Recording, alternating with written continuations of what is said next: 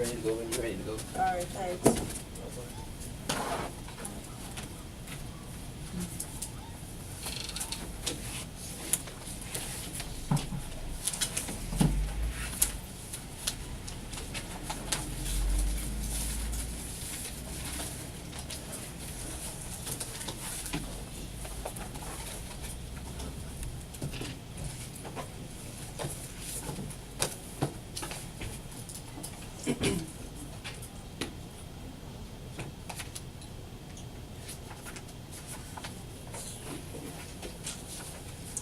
All right, good night. Let's start here. Let y'all move back. You know, they always want y'all to sign in. Hope everybody having a good week. Why it looks so dark though? Do you all need light back there? Isn't it better to be in the light?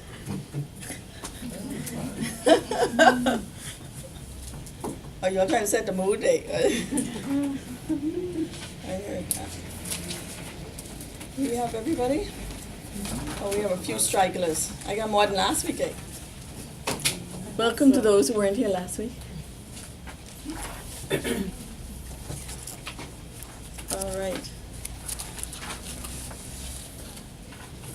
Just as a starter, does anybody have any questions from the last 2 weeks?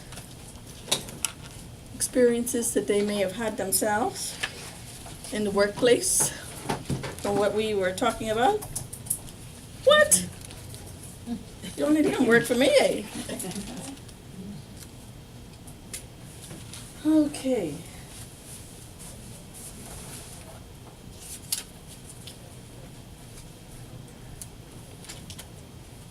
Let me see if I can remember where I left off.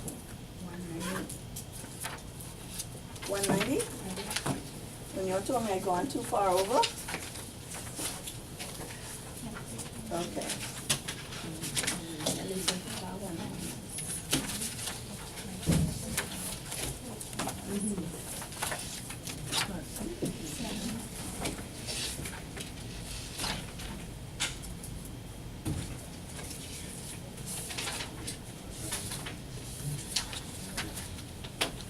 Anybody have a chance to look at any of those examples, do any research on them? That was there? We read them, but not the research. Well, you read, then that's good. Outside of the material that was provided to you, that is. No, huh? Okay. It's always good to read outside the material. I wonder if that's everybody's saying. We can get started.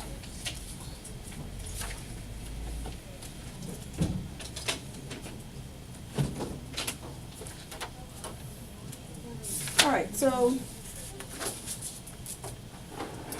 last week I left off at, we were talking about designing and implementing a good compliance system. And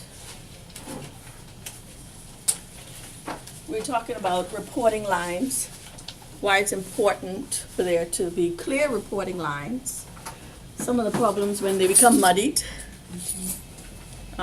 particularly in this world of governance, risk, and compliance, where not only is the board responsible for the actions, it trickles down to everyone in the firm. But ultimately, the responsibility is always going to be with the board, right? And we talked about how our nice legislation that came out in 2018 makes everybody liable if the company is found guilty. Just bear that in mind. I just actually pulled over for my famous speeding bus. You all remember the speeding bus, right? It just passed me just now. I was happy to pull over, let them go by. All right, so just remember, nobody wants to be on that bus. I don't know how many of you have actually visited the prison. It's not a nice place to be. We don't have the United States kind of prisons. So that's always a good deterrent too. Although they used to make some good bread at the prison. My young lady at the public defender's office. I don't know if you've ever been up there when they bake it. I remember the bread. Yeah, I used to go sometimes on Sunday morning, and that bakery used to be piping. And that's the only good smelling thing up there. I'm use my Bahamian terminology. The only good smelling thing that's come out of there. So,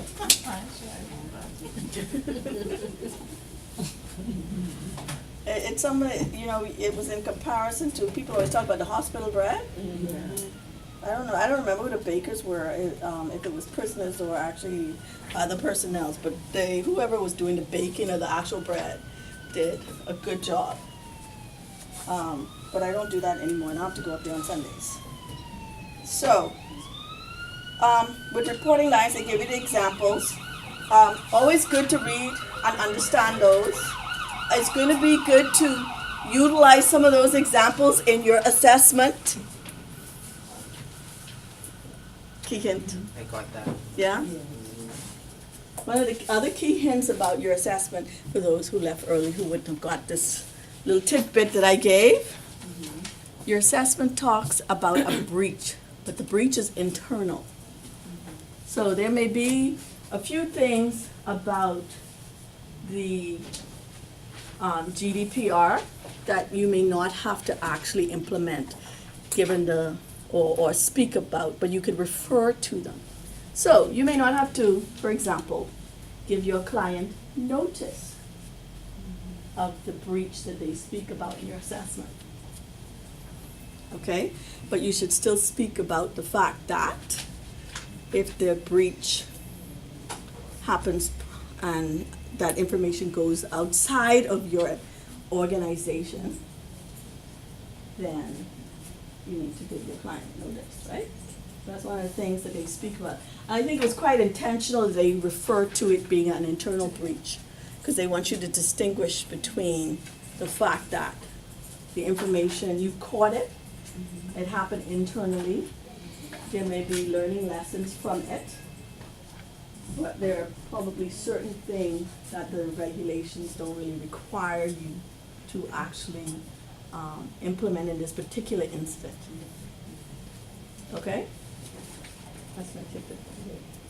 Just one. That's just that. But we'll see as we go along. Yeah. Don't worry, next week we'll do more on the actual assessment. Good night. Good night. So it'll be good if you haven't read it, to actually read it, because you guys asked me to give you some clues, guidance as to where you should be going. Right? Okay, awesome. All right, and don't forget to always use your examples. If you can refer to Bahamian legislation, the Bahamian legislative equivalent, that's always good too. I'm not expecting everybody to be lawyers, but our jobs require us to know a little bit about the Bahamian equivalent, correct? All right, awesome. So we spoke about Enron and how it was one of the examples we gave. There was no reporting lines up. The CEO didn't know what was happening, or if they did, they claimed that they didn't know. And clearly in Enron's case, Enron was the place to be. The bonuses there was more than most people's salary in 1 year. All right? Enron was the place. They had corporate parties, staff parties themselves would like rent a couple yachts and let's go and have a good time. All right? And they had no problems with people accepting gifts. You know, these days you gotta have a gift policy, right? So I would hope that everybody's organization has a gift policy. If you don't, that's something to consider. And it's interesting because I do remember telling you guys last week that the 2018 legislation applies to the Crown, correct? That's going to be interesting. That's all I should say. We know what happens there, right? So, no, to my persons who work for quasi-government bodies or government, that's no indication on you guys, but there are certain things that we want done, we will do certain things, right? So the legislation applies to everybody. All right, awesome. So, Enron was clearly a lack of corporate governance by the senior ops. And then you had other examples. We talked about what happened at Volkswagen. We talked about JP Morgan. Anybody remembers the case that was connected with JP Morgan? What? I expect you guys to be at the top. What was the question? The case related to the JP Morgan example that they gave you in there. The Bernie, Yes, Bernie's. that's charged $19.5 million. Yeah. They were Bernie Madoff's primary bankers. And they claimed they did not know he was running a Ponzi scheme. The largest the world has ever seen. Correct? How is it possible a bank like JP Morgan that really should have all these processes and policies in place, and they didn't pick this up? So another issue about implementing a good compliance program within an organization is there's no point implementing stuff with, rules and procedures if they're not being adhered to. You might as well don't have them, right? That's the key factor that comes out of most things that happen. We have policies and procedures in place, and most times they're policies and procedures that govern the very incident that happened. It's just that they weren't being adhered to. And there were no controls and monitors in place to ensure that those policies, even if they were functioning, that they were functioning to their optimum advantage, right? So, they talk about access to the board. I think I also spoke about two of the major functions that need to have direct access to your board. Anybody remember those two functions? You can't answer because you're from the central bank. Pardon? The two functions that, okay, usually they tend to be together. There's another function. Audit, internal audit. Oh, sorry, sweetie. All right, so your internal audit, your MLO compliance should have that direct access to the board.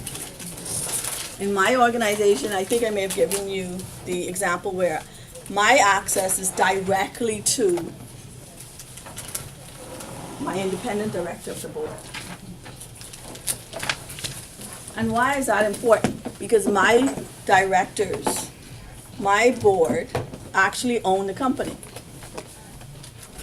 The independent director is the only one that has no interest in the company. So she's going to have more of that independence, lack of conflict that I would need in helping me to make a decision.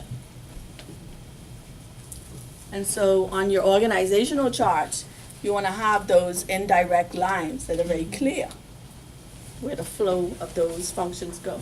Legal will be another one of those that has direct line. I happen to cover 3 of those functions, so I definitely have a direct line. All right? One of the reasons for that, like we just said, the major things that come up are going to come through compliance, internal audit, and MLRO. And there are going to be some other things. HR may come up with things too. HR should also have that direct line. Now, I said Oh, remember I told you I cover more than one of those functions, right? But legal, yes, would obviously always have a direct line as well. All right? At no time should there not be that direct line, because one of the things my regulator would say was, why don't you have it? You're supposed to be, in this age of corporate governance, understanding what's going on. You need to be the first to know if something happens. Board of directors. You can't say you didn't know. You can't claim like the CEOs and examples that were given that they didn't know. Remember the guy from Volkswagen? He claimed he didn't know. They was doing it that way down the chain, falsifying the result records. Nevertheless, put the vehicles out there, people get killed. He said he didn't know. In this world today, you can't say if you're in charge of these conglomerates, you're in the board of directors, you didn't know. Gone are the days where you have persons sit on boards and they sit there just to get the paycheck and don't know anything about what's happening in that company. So any system that you're designing has to bear that in mind. We talked about board committees as part of that, reporting to board committees. It's difficult for the board to know every exact detail, right? We don't expect them to. We expect them to have committees in larger organizations. In a small organization, it's going to be hard for them to say they didn't know. But in larger organizations, to have board committees where you have a board or maybe one or two board members sitting on those committees and assessing the day-to-day issues. So you may have, for example, an IT committee. And on that IT committee, we would expect to have at least 2 board members. Right?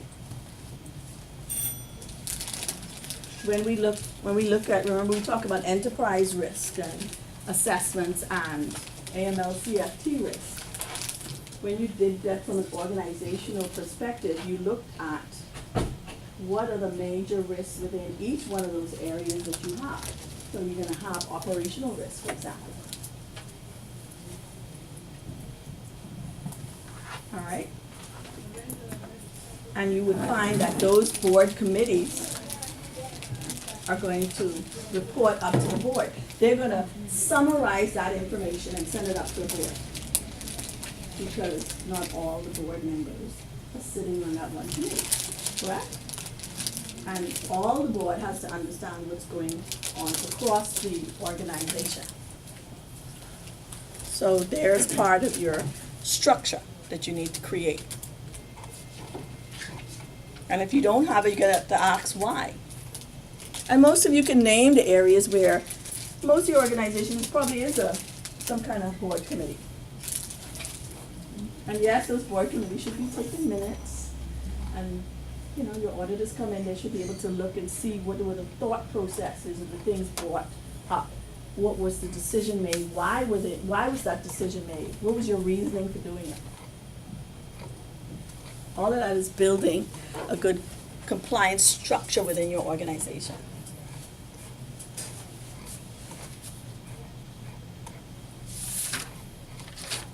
So then they go on to all these lovely rules and stuff. So which page am I on? 192? That must be 193 for you guys, right? Awesome. 192. You're on 192? It depends on you. Okay, depending on who printed it how, I'm on 192. Some of you will be on 193. Correct? So, we have the roles and responsibilities. So some of the stuff you're going to know. We're going to go over it again and again. Right? I don't know about you, but like I said, it's very repetitive. A lot of the same things apply, but it's just showing you how you take the basic core principles and you apply it across the board. So in here we talk about the role of senior, the board and senior management. And we talk about the board can't be in the day-to-day. Most of you, your board of directors meet quarterly. Mm-hmm. Most boards will meet quarterly. It would be strange for a board to meet once a year. I would be concerned if a board was meeting once a year. Particularly when they have to do their annual certifications. Mm-hmm. How are they going to say that they can confirm that, you know, the firm is in compliance with all of the corporate governance standards, for example? That, you know, you've done certain things and reviewed other things. Nowadays, that annual certification has gotten longer and longer every year. A lot of people right now, their firms are involved with doing annual reporting, or at least they have until probably about April, I would think. Because you usually have, it's 100 and so many days to, after your close, when your financials, when you close your books, to provide your annual certifications to your regulator. With the Securities Commission, some of those things are just before a particular time. And it's going to be the start of the year, it's not going to be the end of the year. Most of them are around this time, in that first quarter of the following year. And remember, if you don't do it, what's going to happen? Yes, fines, administrative penalties and fines. And most of them run on a daily basis. They don't run weekly or monthly or until you get it in. But if they run till you get it in, boy, that's a lot of days. If you just happen to not know. Most regulators would kind of give you the heads up that you have failed to do something. That's why, remember, we talk about building relationships. You have that relationship with your regulator, particularly the person who is responsible for you as a licensee.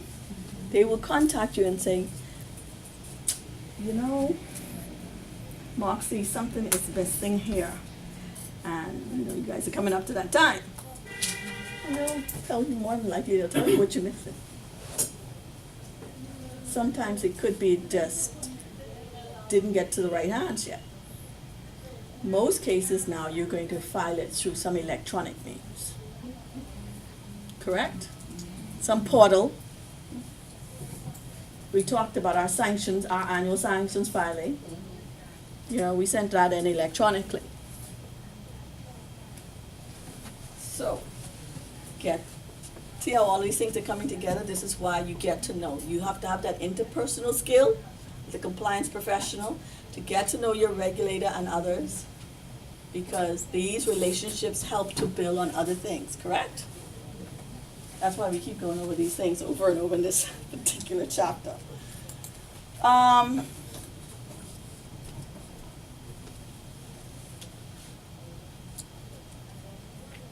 They talk about the compliance function of the function of the compliance department.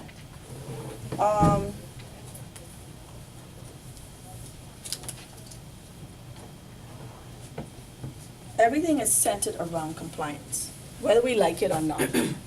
In compliance, we always say everything gets dumped on our desk.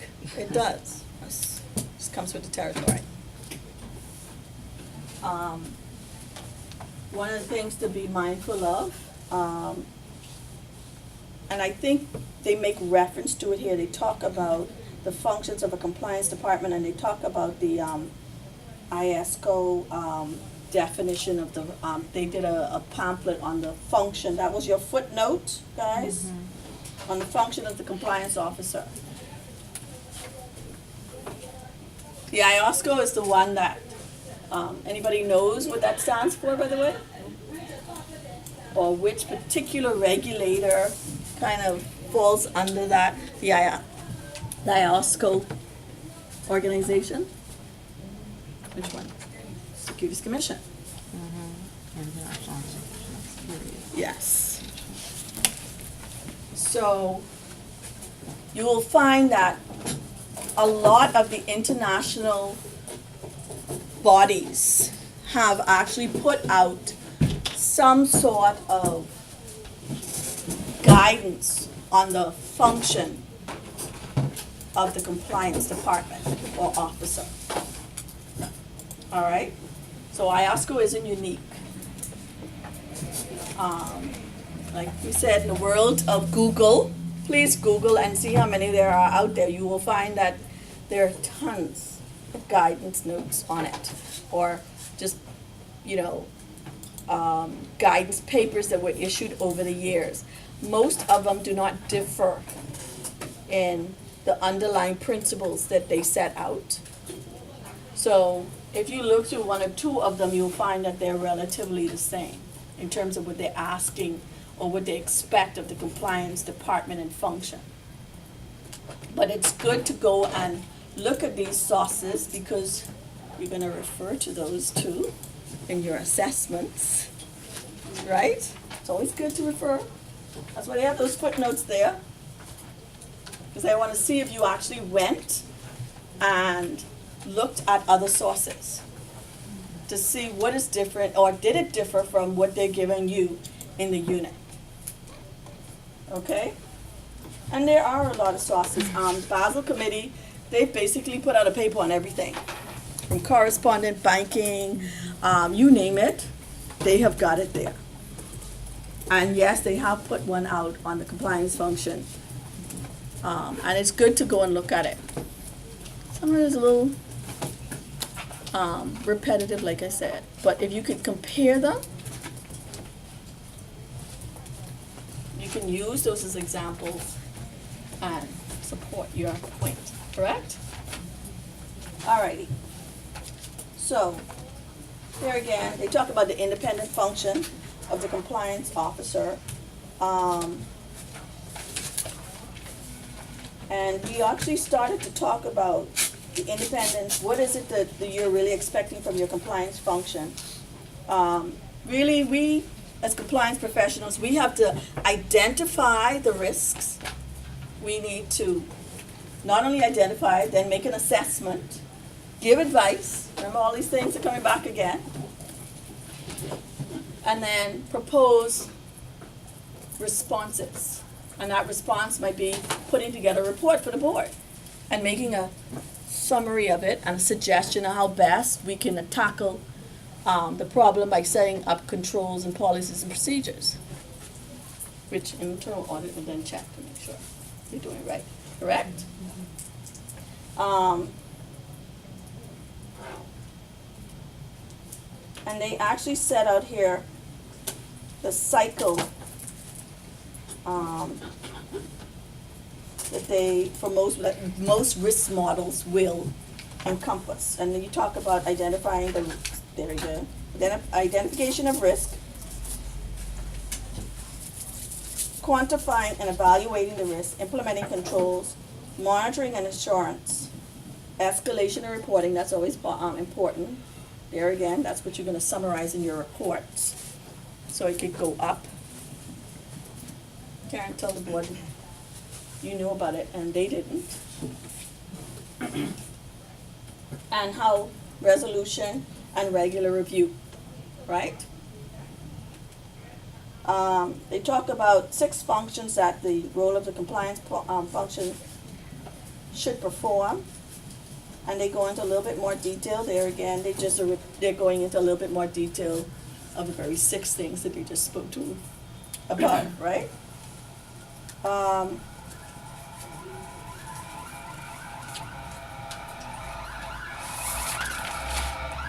One of the things that people often forget is that whilst internal audit should really be going and checking, compliance and internal audit have to work together. All right? Because there are going to be times when you, as the compliance professional in your organization, you or someone in your area is going to go and look at another department and see how their controls are working, and you don't want an internal audit to be going in there at the same time. Why? Because, I don't know about you, but if I was the other department, and I have both of y'all descending on me at the same time, you know, for me, that's causing too much stress. You don't want to stress the people out first. We want to work with people. And some of the things that we may not pick up, internal audit will pick up on another cycle. You see what I'm saying? So you don't want to be there at the same time, because you're not going to always pick up the same thing. And guess what? The gap between there, it helps to fill that gap between the time that you leave from doing your review, internal audit comes in, and your next plan review. So one of the things that a compliance function should do, and when you're setting up a compliance department, you're going to sit with internal audit, particularly on an annual basis when you submit your reports to the board and say how you're going to be doing certain things. internal audit in most institutions will submit on an annual basis their audit plan for the year. And so compliance has to work with them so that you don't have that crossover. All right, and then you're gonna share some of that information. Because some of the things that perhaps maybe compliance picked up and you had concerns with, you wanna say to the internal audit, when you go in, see if this is being done. And you can have a better understanding on whether there has been the improvement. The controls that maybe you did put in place as a result of discovering whatever the risk was or the gap were actually in place and functioning and working. All right? So that's basically what all that was. And then they talk about putting together, and this is where I'm gonna combine some of these other pages. They talk about putting together a GRC manual. Your GRC manual is going to encompass most of your compliance controls. However, you don't want your compliance manual to be 7 binders long. All right?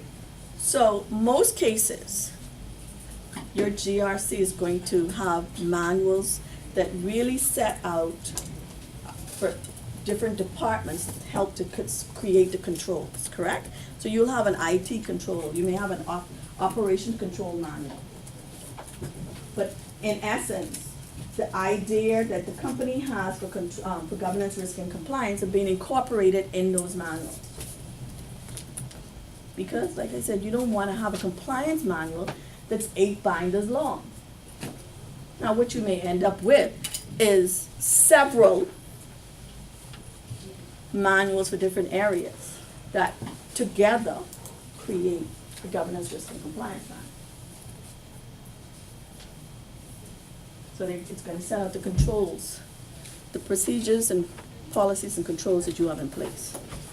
And you may augment that with other policies and other policies that may need, that you will find that perhaps maybe it's easier to put a policy out as opposed to updating a whole manual. But that's not to say that you're also going to have persons who are going to have to review those policies and procedures and even the manuals on a regular basis. Why? Because you're going to have regulatory changes. You're going to have legislative changes. You're going to have changes based on different factors, like maybe you've got a new product. You decided that maybe part of your business you just shut down. You're not doing that anymore. And so now you're focusing more on the real core things that you're doing. And so some certain things are changing within your organization. And you always want to make sure that they're documented.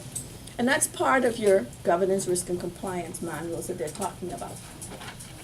So in the unit, they talk about governance, risk, and compliance being referred to as the compliance manual, or it could be the compliance manual and various other manuals that encompasses the whole idea of governance, risk, and compliance. Okay? So when you read through it, that's where it kind of throws you off. Okay? If you haven't, sometimes when you got to read through the whole thing before you understand how it all falls together. All right? In any of those manuals, you're going to talk about training. There again, compliance officer in most cases is going to be the trainer. That's not saying that we're going to be the trainer for everything. Remember, we went over this before. But you're going to talk about training. Your HR manual will probably set out that, for example,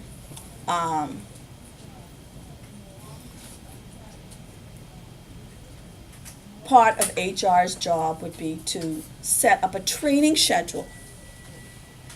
And that's where HR is going to sit with all of the key players in the department, including compliance, to work out how are we training. What are the training gaps? Right? That's part of the HR manual that you would have. You may even have a policy on that, not necessarily written in the manual itself, but You're gonna cover things like training for your organization, having everybody buy into it, covering all the things that you need.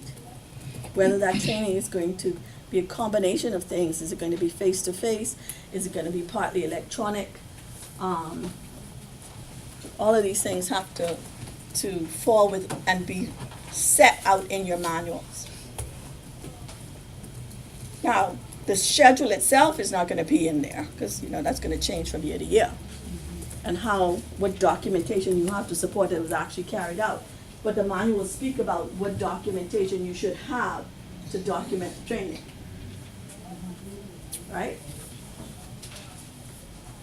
So, a couple of the other things that your manual would speak to.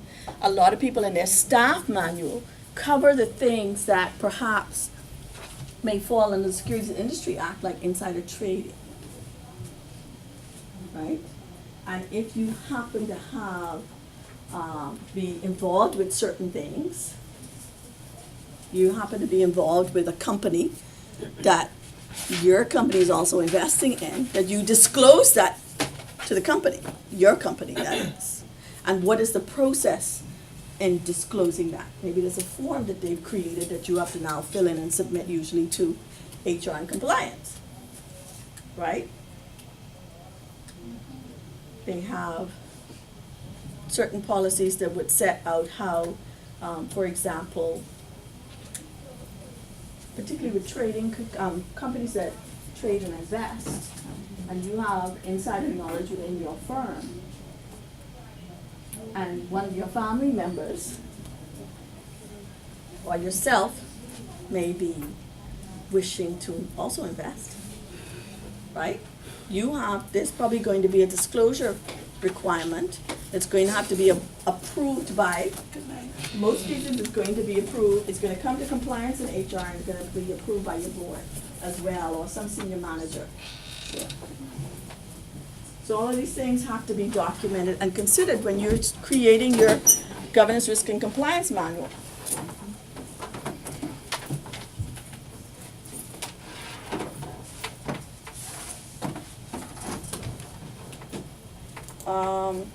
Before I go into some of the stuff about how you have to make it all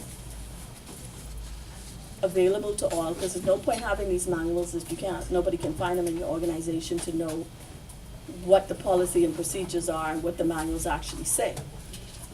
This brings on the whole issue, I might as well go there since I already went there, of why you should have, people with technology now, we're using a lot of intranet-based applications, so you can upload things, large manuals and stuff electronically. You don't have to print a whole manual out anymore. And you can then allow everybody within your organization to have access to that. The advantage of that is you protect against other people hacking into your system and trade secrets getting placed out there and how you function. So whenever you do manuals, policies, and procedures, not only has it have to be available to everybody, but then you have to do training on it. You can't say the manual's out there, you should have read it. All right? You have to train the staff, even changes and updates that you do. Something as simple as we updated our record retention policy. We do training on that for everyone within the organization, because every department at the end of the year in my organization, you can't walk through for the boxes, because people are purging, and not purging to shred, purging to take things that we need to archive, because we need space for the next year's documentation is going to pile up. So we have a whole policy sets out how we archive, how long are you going to put for it to be archived, what the code is going to be. All of that has to be taught, because most times people aren't going to read the manual or whatever the policy is. That's the reality. They won't read it. So unless you do training, that's the only way that they will become familiar with what it is you want put in place. All right? And so there are so many things that you're going to cover.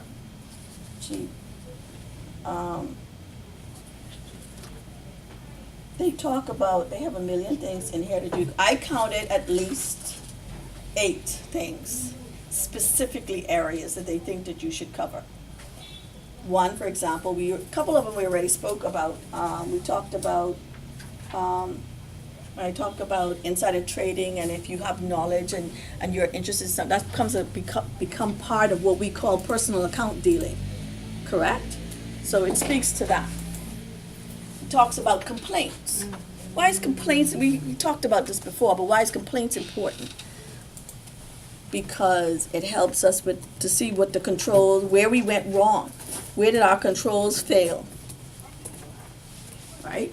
Was it investigated so we could figure out what were the gaps and how do we close the gaps?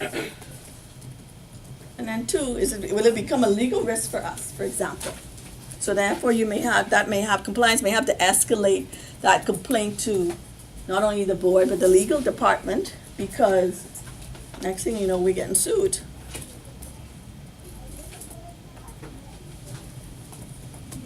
So your complaints policy has to be very clear. A lot of people have differentiate between an outright customer complaint and an incident. What's the difference between an incident and a complaint? Most people will think of a complaint as the client calling in or sending you some note to say that they had bad service, you didn't respond, you took 20 years to respond to them, you didn't carry out the instruction correctly, for example. Those are more than likely going to be complaints. An incident is going to be something like they speak about in your assessment, where you have a policy about how client data is supposed to be not only stored, but how it was supposed to be put in to start with, and somebody went and put it in the wrong place internally. Right? That's an incident. So an incident may also be perhaps maybe the client actually, you may have gotten an email and realized it wasn't from the client. So that's not the client complaining. That's an incident that happened.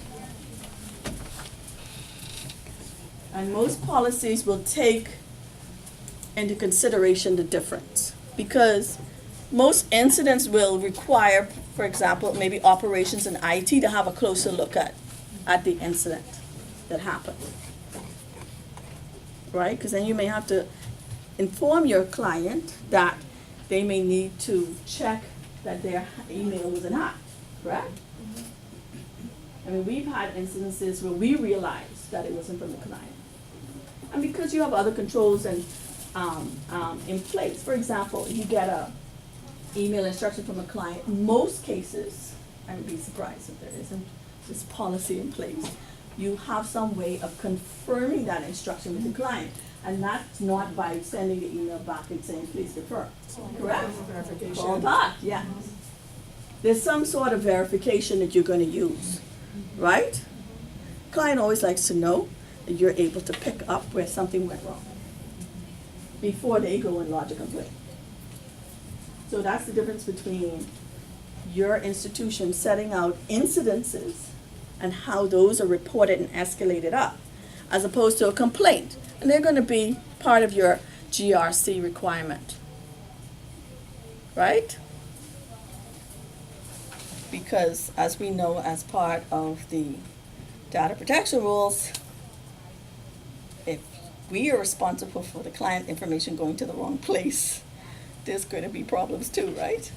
But it doesn't really talk about the client sending somebody hacking into their system. And quite often people don't realize, that how many people still go into, we see it all the time, we go into Starbucks and people are just sitting there using the internet and not thinking about the fact that somebody could come right alongside them with a particular device that they call, one of them that they could be using is called a pineapple. And they could just copy or get all their information and walk away with it, and they don't even know that somebody hacked into their system. Well, they will know later when things start to go missing. But, we don't think necessarily about these things. And these are things that we have to put in our manuals. Okay? One of the other things we keep talking about is confidentiality of information. Right? There again, what are you doing to keep the client's information confidential? You may have levels of security where within your organization, unless you have a particular security clearance, you're not going to find out all that information about the client. You may see the name and maybe, I don't know, a balance, I don't know. It depends on how your organization is structured. But obviously, you are going to put in place certain security levels to protect that client confidential information. And we talked about the whole thing about when you can disclose and all the rest of that. So all of those things have to be built in. So if you're going to do annual certifications that your staff will have to sign to say, you remember what the law says and what our policy is, and you're going to adhere by it, that's going to be in your manual. Okay? One of the other things they talk about is prudential and regulatory requirements. So obviously, you're not going to design a GRC manual that doesn't take into account your regulatory requirements. Because let's be real, the first thing the regulator will come in and say, well, how does this manual cover these things that are set out in guidance note, whatever? So you have to show that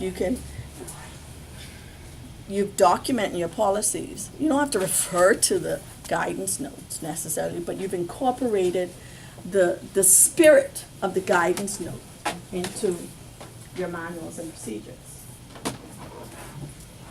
All right, and that also go for legal requirements. So, what else did they have? They talk about market conflicts and conflicts. Market conduct and conflicts. So we already started talking about market conduct. You've already talked about in your staff manual how you may talk about personal dealing, insider trading, privileged information that you shouldn't be using to your own advantage. We all know about the Martha Stewart case. All right? So we have in place policies and procedures, forms to disclose these things. Gone are the days. So for example, let me give you an example. I teach here. I have to tell my employer under my organization's rules that I am actually teaching here. I am getting a remuneration for teaching here. So I cannot, given my position at my organization, not inform my employers. They also have to agree. Senior management signs off, and that goes in my nice personal file with HR. And when central bank comes in, they go and look at and when they're sitting down with HR and they look to say, okay, well, give me an example of where this policy is actually in place. And so HR is going to have to whip out my file and say, oh, look, see? All right. What else do they have in here? They talked about policies and procedures. And you guys can see that I really condensed this in a nutshell, right?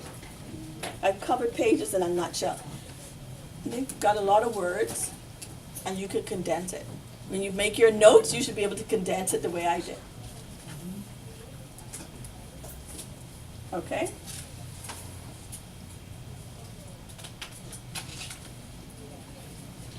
So, some of the other things about your manual, you're hoping that you covered all your risk that business may face.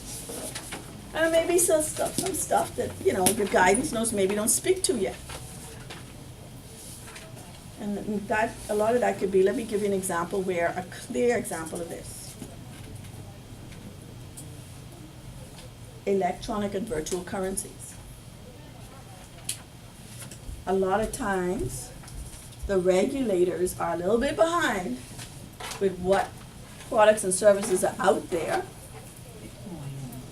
Bitcoin.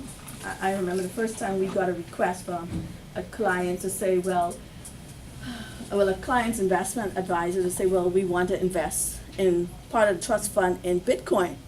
We're like, now hold on here. The first problem is we have nothing in place to control this, to make sure that, one, we understand this product. We understand the risk that goes with it, and we put the, structure and policies, everything in place, so that in the event everything goes south, we've covered our butts.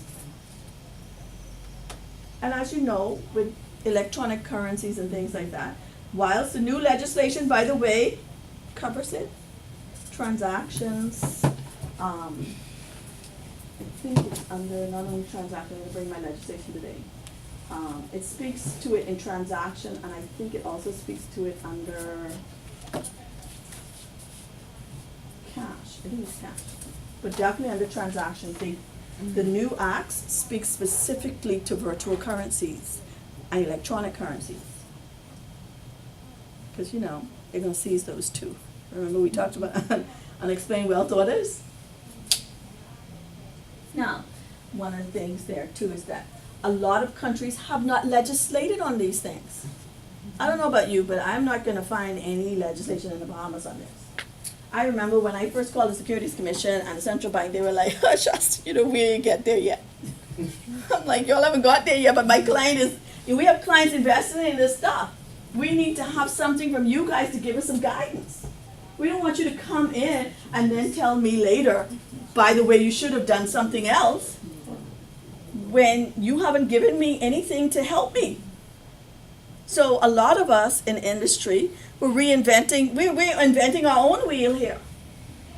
And then the regulators piggybacked off of it. We got a little bit of guidance, not too much, but we get a little bit. And the difficulty is because the world itself haven't quite figured out how they want to deal with this. In places like Sweden where they hardly use cash. Nobody uses physical cash anymore. I want to transfer something to you, I bring my phone to you, and we transfer the money. Now, we may have some issues there. But a lot of jurisdictions, this is where they are. And the rest of the world and even their own regulatory regime are trying to catch up with it.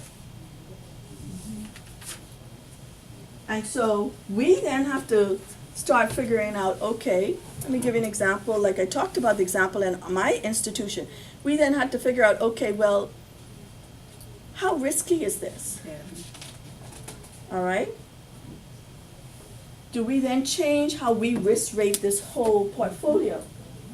Particularly when we're reviewing this on an annual basis. How much of our trust fund are we going to allow to be invested in this kind of product as a prudent trustee? So we had to set out a whole policy on clients investing in Bitcoin. The first one that came in, I will tell you, we told the client, look here, we are not investing this trust fund in some unknown currency that I don't even know if I could get back in hard cash. I will make a distribution to you, and if you choose to then go and invest it in Bitcoin, feel free. But part of that is because we knew we couldn't find anything to give us guidance. We hadn't set up anything in our organization yet to be able to control that, to control the risk associated with that. And that's really what you always have to consider when you're setting up your GRC policies, manuals, the whole 9 yards. I remember when I spoke to one of the members of the board about it, and they were like, what the heck is Bitcoin? I mean, some of them are more savvy than others. So they knew what I was talking about, whereas others I had to do a lot more explaining. We have a situation now where a company invested in, I don't know if it was Bitcoin or it was a virtual fund. And we're now trying to get it back in cash. The difficulty is, as some of you will know from having the experience with these type of things, it's hard to actually convert them into cash. And there are only so certain exchanges, so to speak, and I use that word loosely, that you can actually go and get it physically back in cash. And this is a difficulty we're having. Luckily, it was a whole bunch of money. right? Because we had policies and procedures in place that guided that. But, you know, the client, one of the things in our policies and procedures for that was, you know, this is a very risky kind of investment, and we get the persons who are involved. Do they actually make money from that? Because I know with Yes. Central Bank, we had like several seminars. I still don't get the Bitcoin thing. You have to get a wallet, this and Yeah. that, but not many people really to that level as yet. Like how do you Only the- spend it? Like how Well, do you spend it? okay, now, you Get a know, wallet, some get a things you password. can actually buy. So, for example, you know, you could pay for football tickets. Some football organization, you could buy a lot of things with Bitcoin. One of the, and virtual currencies, one of the problems that we have with it now is that, you know, it's one of those things because it's not regulated. And people are still trying to quantify. It's not, a lot of these virtual currencies aren't attached to any exchange rate, you know? So you know, you're always having to wonder, the client says, oh, I made $1 million and I only invested 5,000, and you're thinking, so how did they value that? How did they get that? You know, and there's no goalpost by which they're basing that on. We know that the Bahamian dollar, we can look at a given exchange and figure out what the value is. There's no central bank in anywhere in the world. It's, you know, a lot of them now, I think it was Singapore, and I think somewhere in New Zealand. I think it's New Zealand, Singapore, I think they've actually tied some of these things to their exchange. Although I still am not quite, I don't know, maybe it's a little above my head, but I still don't understand how they're able to work it all out. And because one of the major concerns with this area and why we will start to see a lot of legislation in that is the fact that, you know, it's an easy way to launder funds, right? Because who's checking the money that's going in and out? All I right? think the identity also is. Yeah, some of them, the identity, you could sign up for a wallet and you don't even have to use your real name or any name. You could use a 123 number kind of system and that's all you have to produce. All right? So these are the things that have to be in place. On page 196, they give a whole list of high-level systems and controls that you might want to put in place. I won't go through all of them because most of you have them. Most of it is, for example, we spoke about it already. What if there's conflicts? What are you doing about it? What's the policy? Do you have a risk-based approach? And is that risk-based going across every part of your organization and every product, every account that you have, that sort of thing? Okay. You good for time?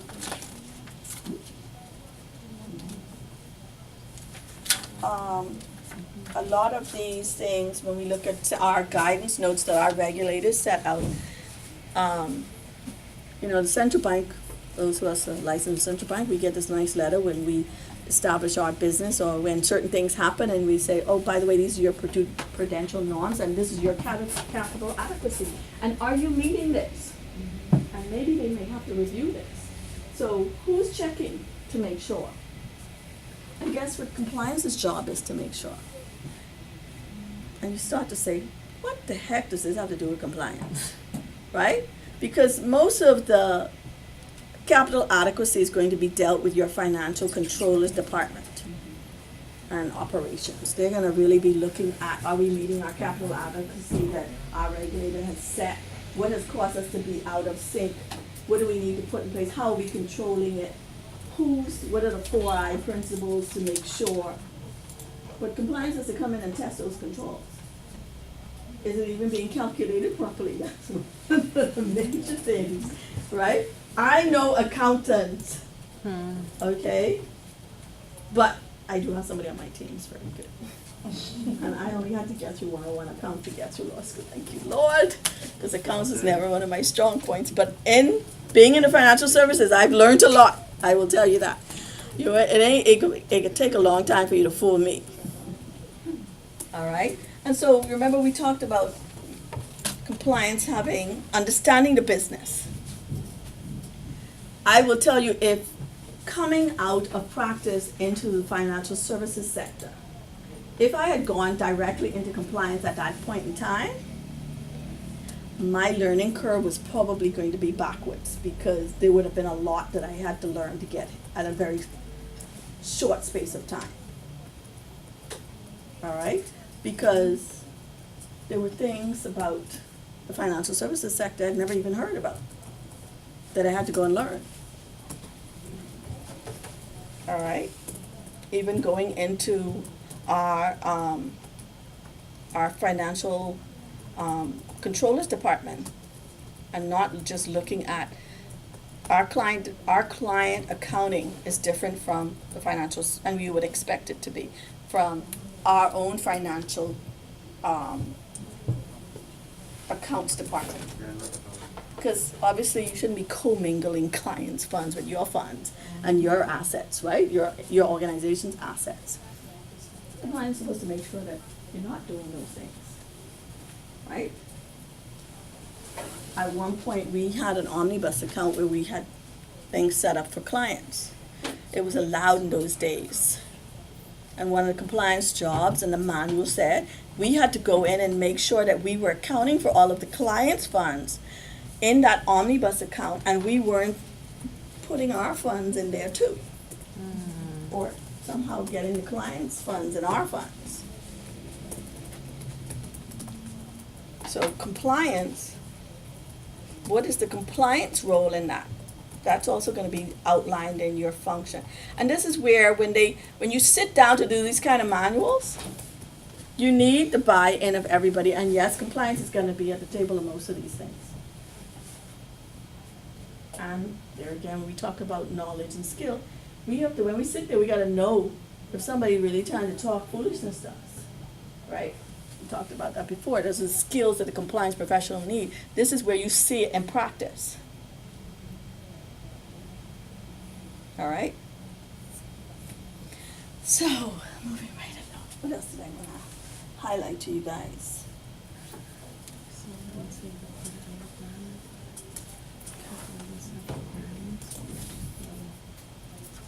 We talk a lot about, we talk about commingling and segregation of assets.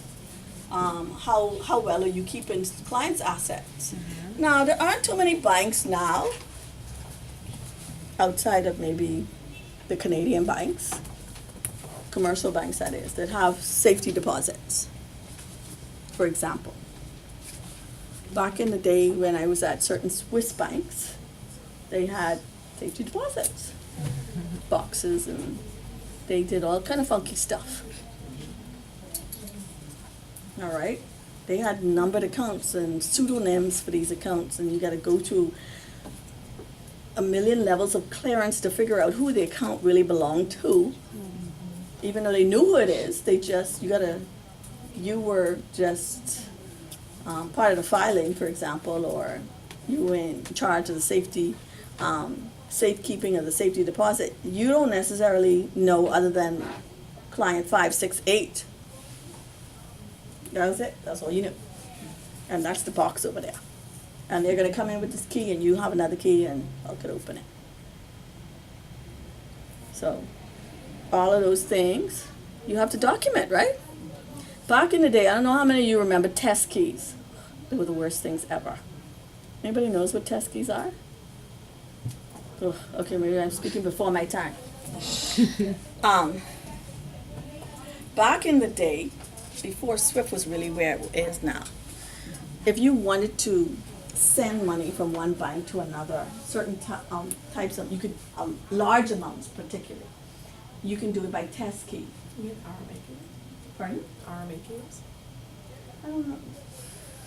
Like Some- data exchange, Yes. the key between each other. Yeah. Some banks still do that now. It isn't gone completely. So every institution and you have a different set of them. And there's usually a series of how you break down where you are in the next series of numbers.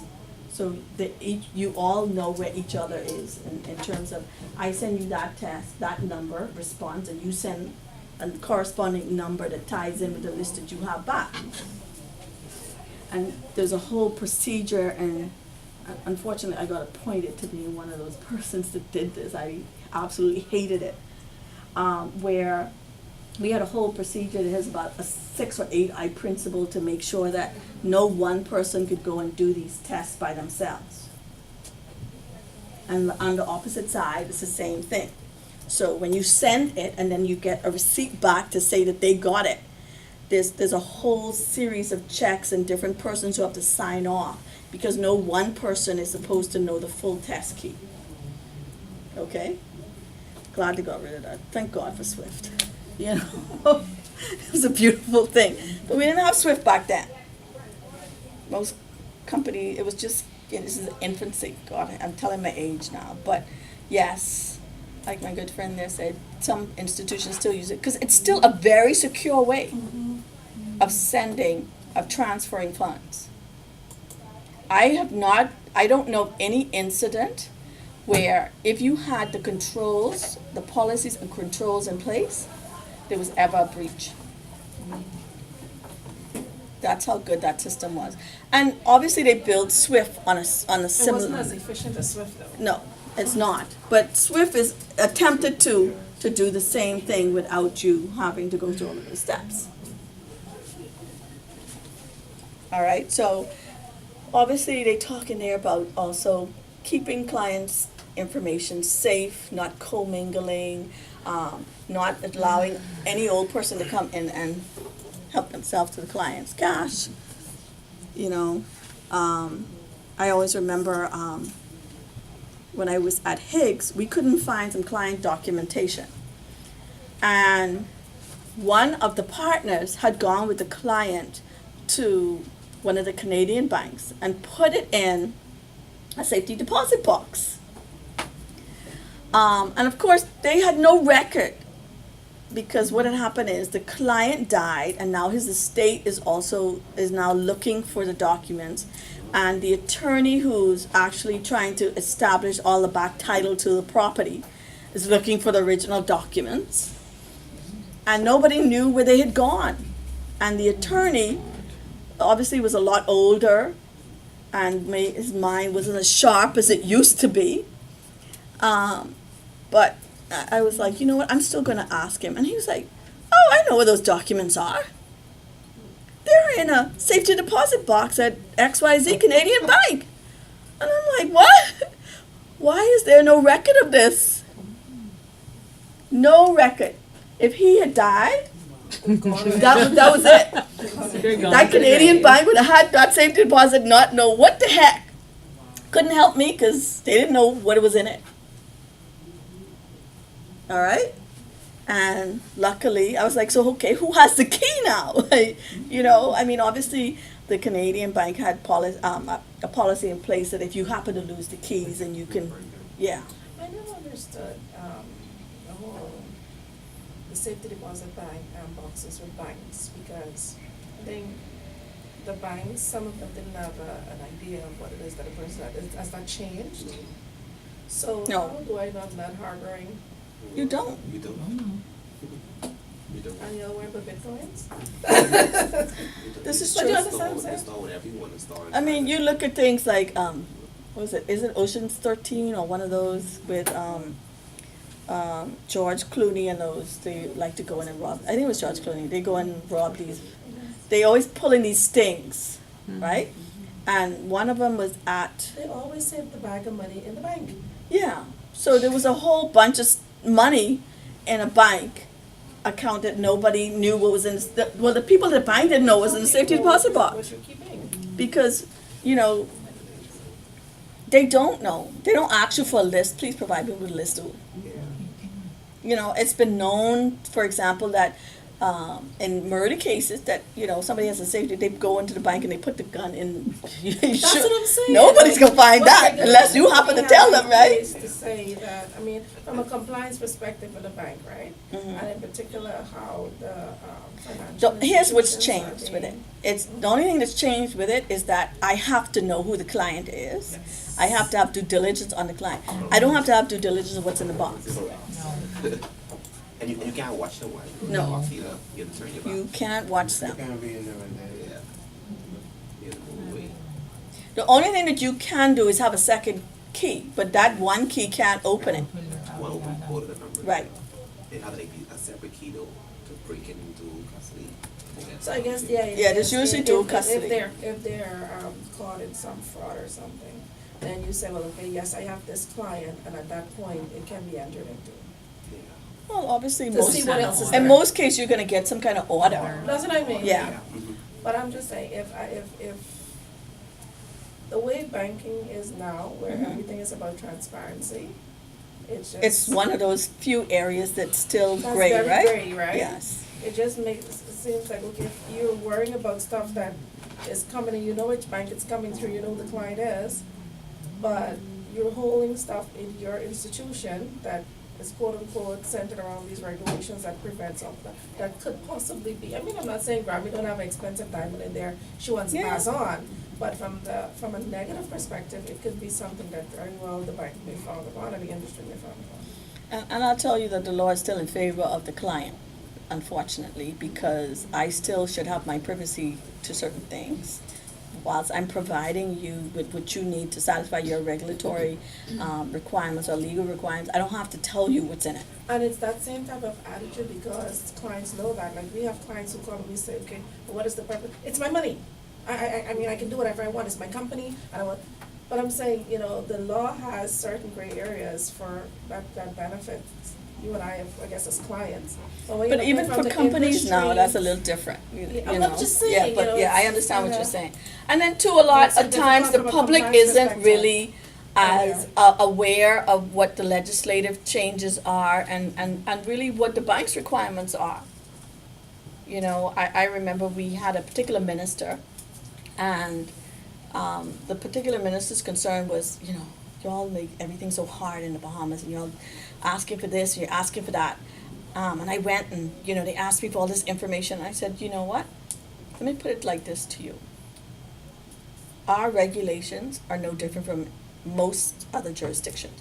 Why don't you go to these other jurisdictions and try to open up an account and let me know what they accepted? I mean, the U.S. just catching up with the rest of us, okay? But, you know, in the U.S. you could still open an account with very little information. All I right? went with a friend of mine, they live over there, and they were opening up an account, because they recently got residency and all of that. And I went because I wanted to see the process. Mhm. It's very easy. A dog could go in their bark and get Yeah. an account, and they offered her a Credit card. extra credit, and I'm like, you're not even working. They didn't ask, you know, like none of that. And I'm like, but you know, it's amazing because from those of us in the Bahamas who have so much pressure from the United States, and I guess they have the big dollars, I'm like, you are bullying these other jurisdictions about being in compliance when you are nowhere near. Like on a scale compared to us, and I know we have still a little bit more to go, they're like at least about 5% there. Oh, yeah. It was ridiculous. She was able to open an account, her driver's license had just expired, and she was able to do it with that, and a passport, and the. They asked for the passport? No, she did, they asked for two form of ID. Okay. And, well, she had a rental agreement, so that was proof of, And guess what? Um, The two Yes. forms So of that was ID it. only came up with the recent changes. well, this was last month. Yeah, This that's what was I'm telling you. last month. A Actually, year, it's not- this is this about month. a year ago, Yeah. they had some changes, not quite a year. And so now they would require a little bit more. I will tell you that when I opened up an account in the US, when I had one, I went there and they asked, I only had to produce one form of ID. They didn't ask for any kind of utility bill to say where I live or any of that stuff. I was asked if I needed a credit card and all sorts of things. Yes, and as far as Because Bank of America, they put me through the ringer. Bank of America, unfortunately. this was Bank of America. No, when I did the student account, I had to provide my I-20 passport, 2 forms of address verification, yeah. It was. I'm kind it of was surprised. intense. And I was. I'm not 5 years surprised ago. with Bank of America. I'm surprised with you saying with Bank of America It was because for I'll sure. tell you, I think it really depends on the city, and I'll tell you why. This is Florida. Okay. It was too big. Bank of It was the America paper has she suffered signed. a lot from regulatory fines because of lack of compliance policies throughout their organization. And obviously, they are one of those organizations too that has been very innovative in terms of technological use. Yeah. No, All none right. of it was technology based. Everything you signed was, none of it was electronic. They're the Everything was ones where electronic. you can take a photo of the check and send it in and it gets deposited. Yep. I have some concerns with that, but then, hey, I'm a compliance officer, I always have concerns with things, right? Because I always see the risk that is involved, and if I don't know what the controls are, I'm obviously a little skeptical. All right? But unfortunately, safe deposit boxes, yes, a lot of the Canadian banks here do not know what's in those safety deposit boxes that they have. Okay? So if there's a fire, for example, they have to call people in because they do not know what's in them. And it's not fireproof here? Shouldn't they be fireproof? Most of them are within safe, like, let me give you an example. Royal Bank, theirs are within a safe. It's in a vault. Yes, in a vault. And those safes have certain kind of standards and how they're designed and built, that kind of thing. So that probably will be the one thing standing if there was a fire. Okay?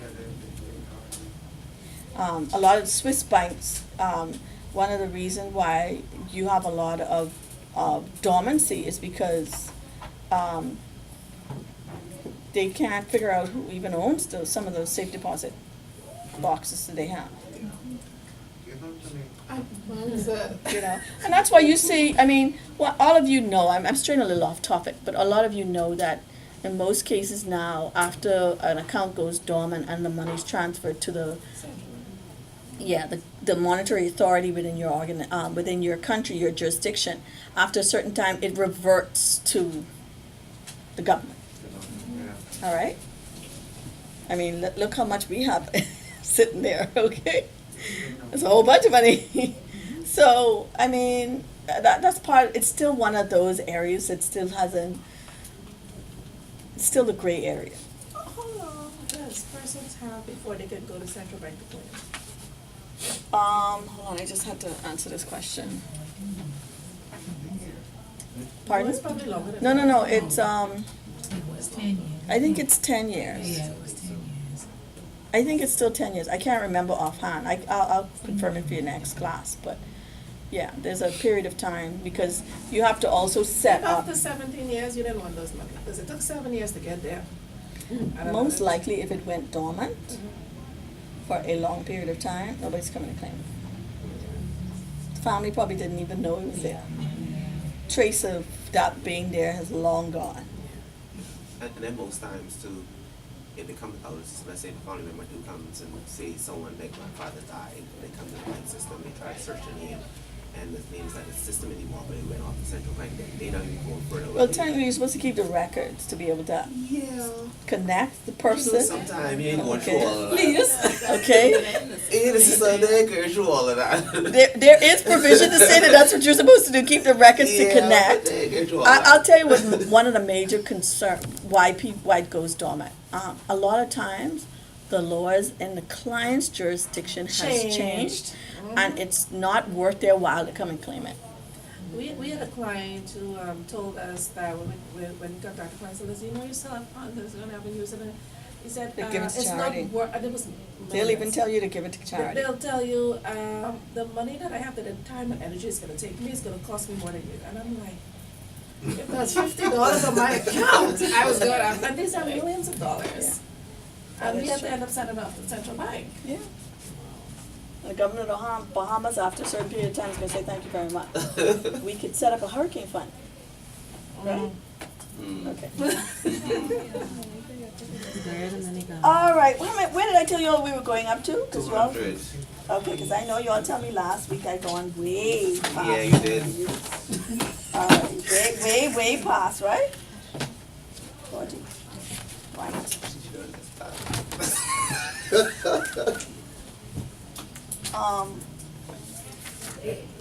Just making sure I went through everything because I really wanted to tie in.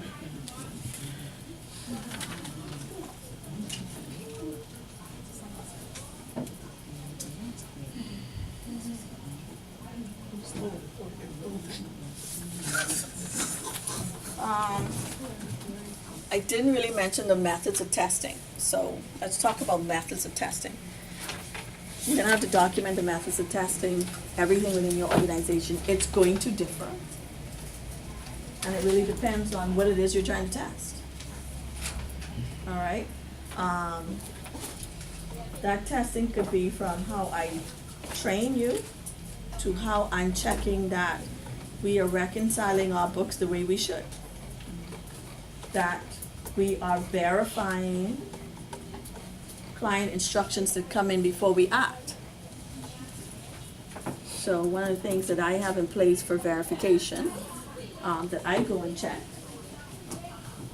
policy says that certain things need to be put in place. So if you get, depending on how you're getting that message, depends on what type of verification that you need to do. The callback, for example, is not going to be by the person who received the message. It's going to be by somebody else. Did the second person verify it? What did we have in place to make sure that I could come back now and see that that second person, that may require a form that has to be filled out, that has to have that second person's signature with yours, right? If you're receiving it. Even to approve that transaction further on, that may have to go through a particular form of approval internally. Now, because we are a trust company, we have a fiduciary committee. If it's, depending on certain, if it's gonna affect the trust assets, then that committee has to agree or approve that decision. And then with that, we're gonna have to, part of that procedures, and I'm checking that, I'm gonna make sure, did you document what portion of the trust fund, how much of the trust fund is that gonna, this transaction gonna take up?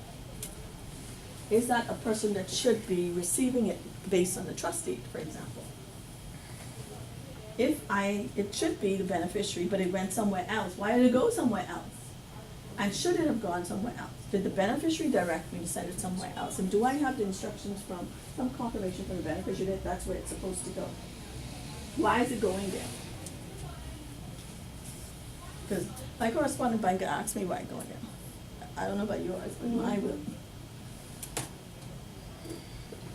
All right, and when I go in, we have a whole form, our transaction form, have all these stages that have to be ticked off and approved and filled in and show the supporting documentation behind it.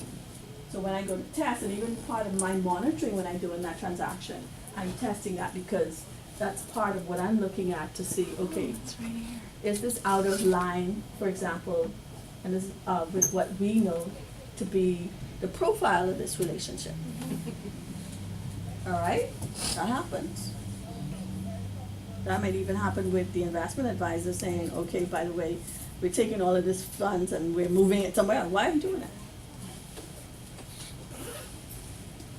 That wasn't part of the authorization that I gave you. What was the authorization? One of the things that we had, policies that we do, we go and check and see, what was the investment mandate that I gave you?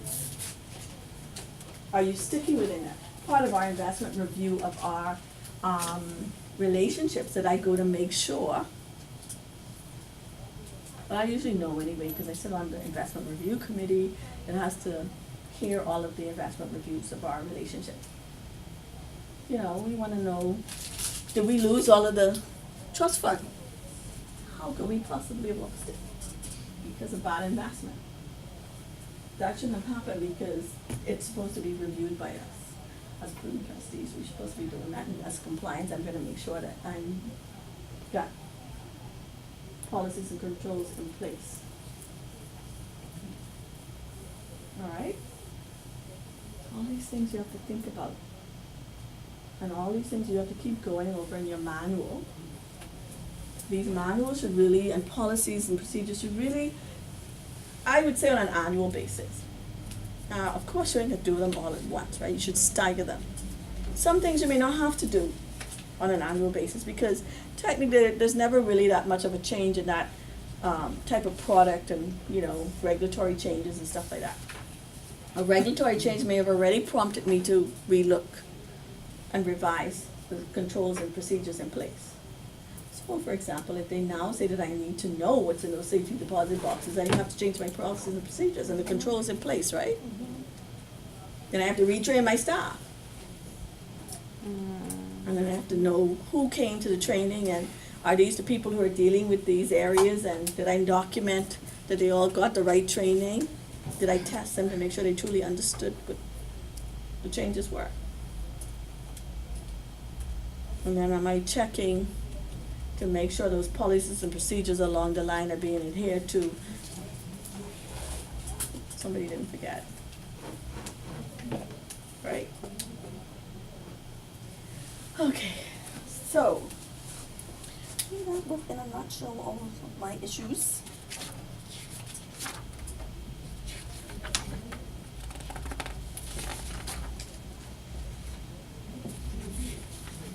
In a nutshell, most of the things I wanted to talk about, I wanted to remind you all about something that we were going over with data protection.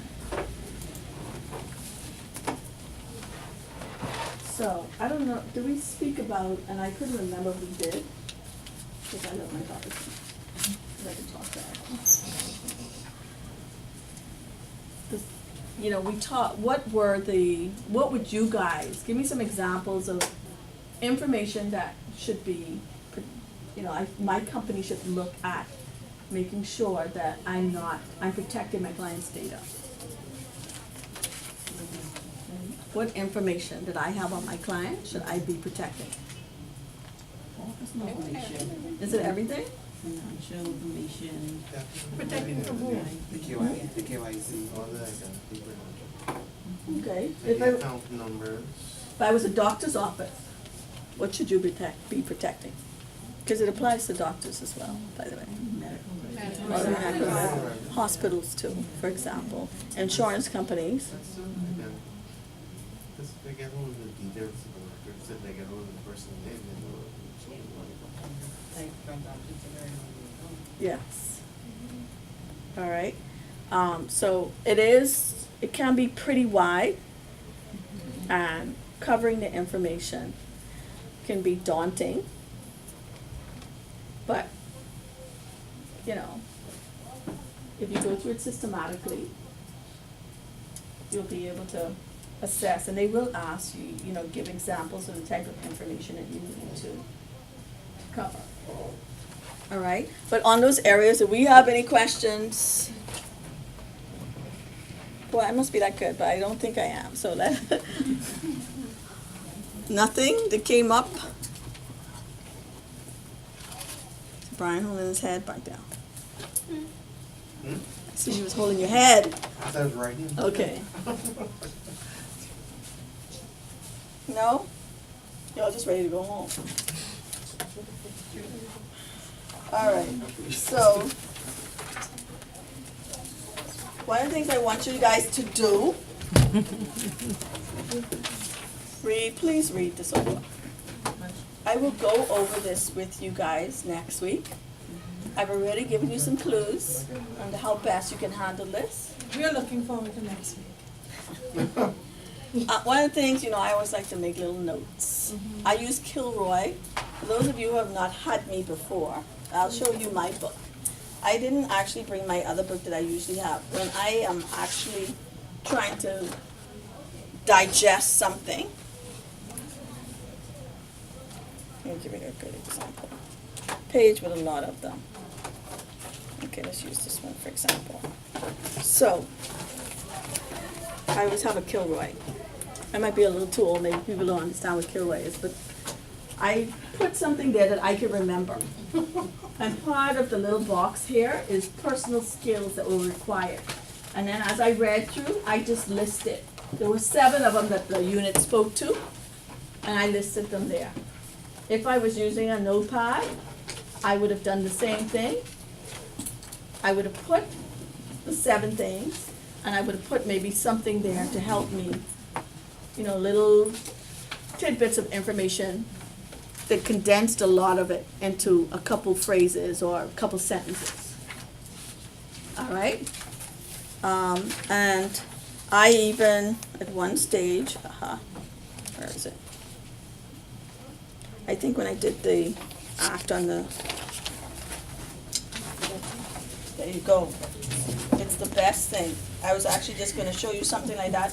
On my opposite page, when we talked about the 3 pieces of Bahamian legislation that relates to data protection and client information, the major pieces that came out together.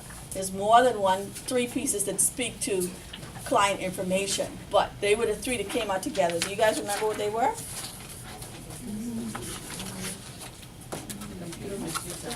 Electronic communication, Yes. So what I did, across from where we started to first speak about it, I put the 3 pieces of legislation. So if I didn't have a notebook and I was just referring to this, when I look at this, I say, oh, okay, so that's what that's referring to. These are the 3 pieces of legislation that came out around the same time that I need to know. Even here, I even indicated who the Data Protection Commissioner was and the previous one. Remember, I did ask you guys who it was. Some people want some candy. Yes. Yes. What? I also, pardon? What you gonna get again? On your way out, you can stop and tap my bio. Everyone? But that's all. I don't know if there's not enough, maybe enough for everybody, take one. Well. But I also indicated here the other pieces of legislation, like I have the Banks and Trust Companies Regulations Act, for example. You know, and I have the section there. I also speak to the Financial Transaction Reporting Act and regulations, because now they speak to confidentiality. So, you know, make sure that if you, because particularly when you're going to do these assessments, you're gonna look through the book. You're not gonna try and read everything. So you want things that are gonna jump out at you, that's gonna say, okay, that's the point that I need to raise. All right? To support why I think certain things need to be done that they're asking. And I understand that this is 100 points. Okay then. And I don't know about you guys, but you guys see how many things I underlined? So, please read it. Like I said, I'll give you a little bit more hints.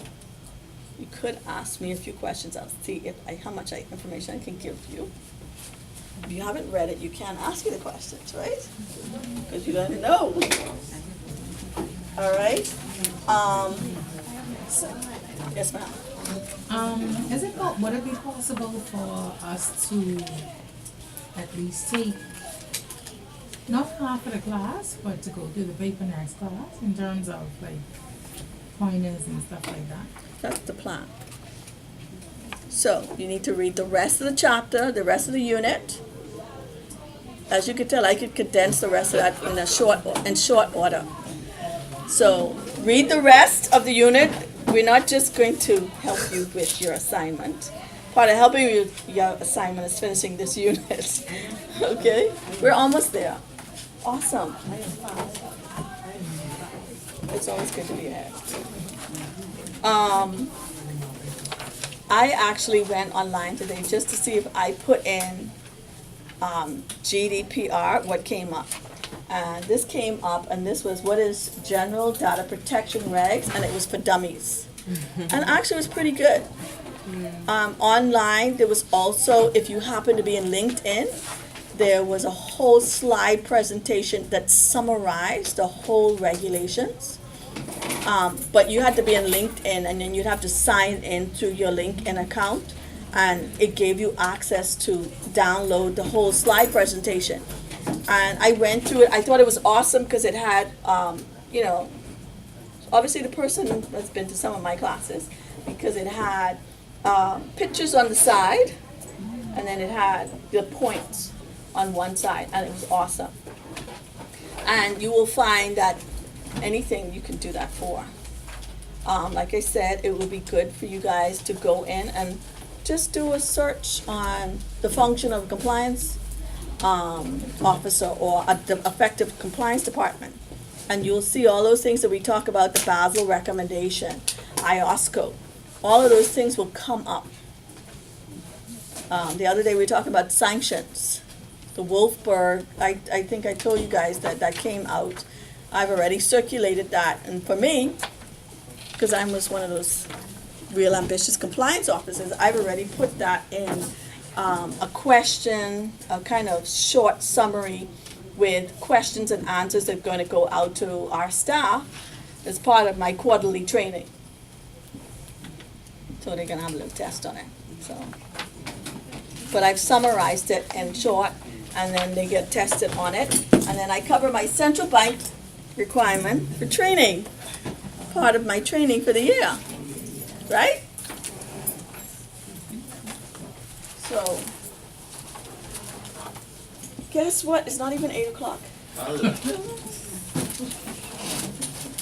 So don't forget, read the rest of the unit. Read the question that you guys are going to have to do your assessment for. I'm here if you want to ask a question. I will try, I will repeat some of the things I told you guys to look out for. Okay? Everybody signed the paper? Candy is here, yes, Candy is here if anybody wants candy. Oh, where's my paper? Good evening, see you next week. I see it. No problem. I knew you was gonna be here. Of course. Hurry up, man, stop digging. I want to see what else in there. I like that.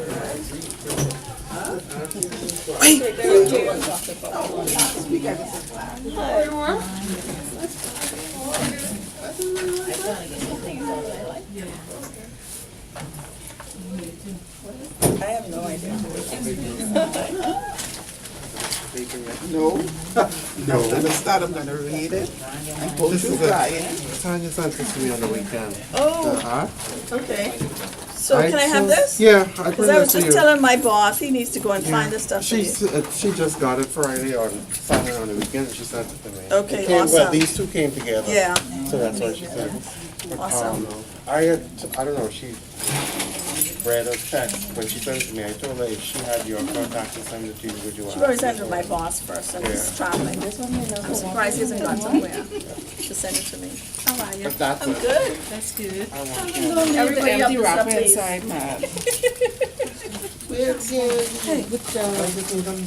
the LinkedIn link that you were talking about, you just Googling it? Just Google. All I Google was G. I actually put the initials. Okay. Yes. And one of the things that came up. Oh, I think you already asked it.